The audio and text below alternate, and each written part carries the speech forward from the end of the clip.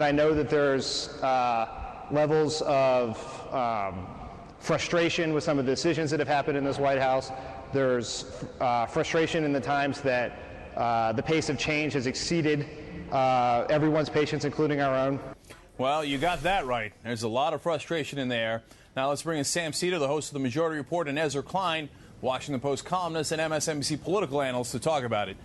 Sam, you know, I don't know if you saw the last segment, but I got a little worked up there because it looks like everybody in Washington now agrees that they're going to raise the retirement age on Social Security and Medicare. Am I the only one here that thinks that's a disaster, or do you think that's going to make a lot of progressives angry?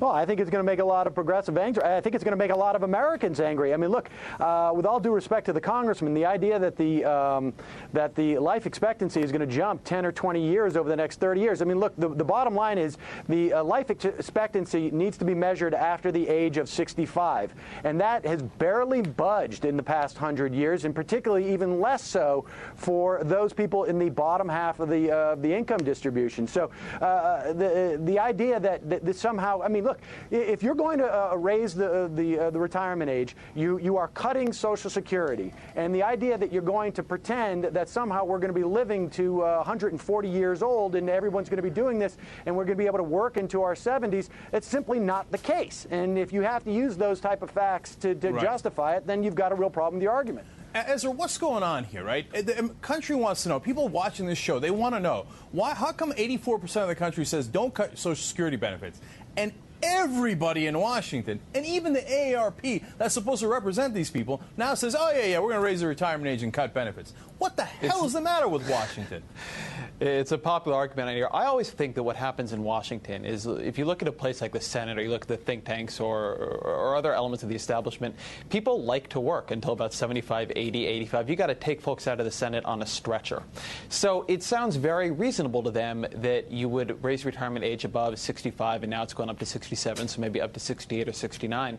I'm not as opposed, I think, in all circumstances to benefit cuts as you are, but it is important to say that raising the retirement age is a particularly regressive way to do it.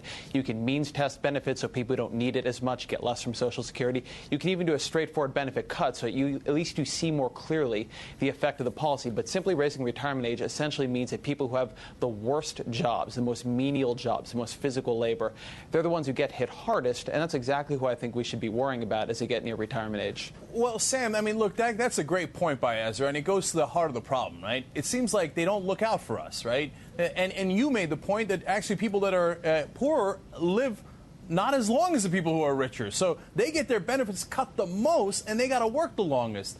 And so it just, as you look at it, and I know you're at Netroots, tell me, is this feeling of frustration with people who are supposed to be on our side, the Democrats in the White House, is that palpable over there?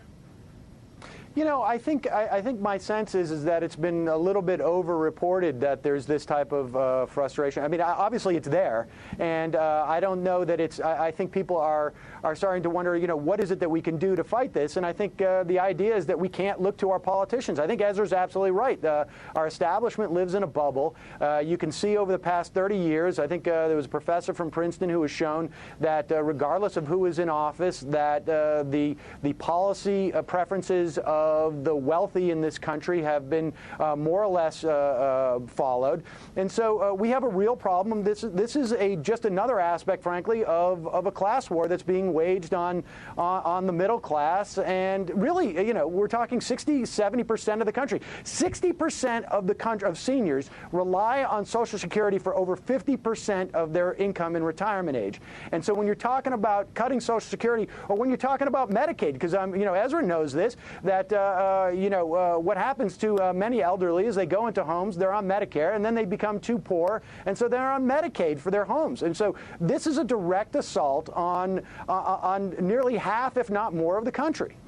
You know, these are all great points. Ezra, when you go to taxes, you see where the problem is. We've got a massive redistribution of wealth. We're at record low tax rates. And now the Republicans come up with like the Tim Pawlenty joke of a plan to reduce taxes to almost nothing for the rich. Costs us $11 trillion, the Pawlenty plan. Bachmann says she's pretty much in favor of it. Herman Cain, they all say they're in favor of it.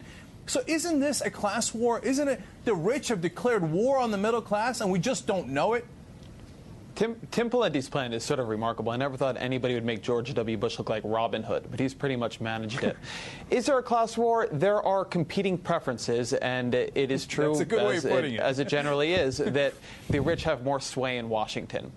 You know, that said, I think that you do have an issue where the Democrats have, in general, been terrified of the tax issue. And they've not been terrified just because the rich spend against them. They've been terrified because they feel like they've lost on it. And Barack Obama came right in and made this terrible promise never to raise taxes on anybody making less than $250,000.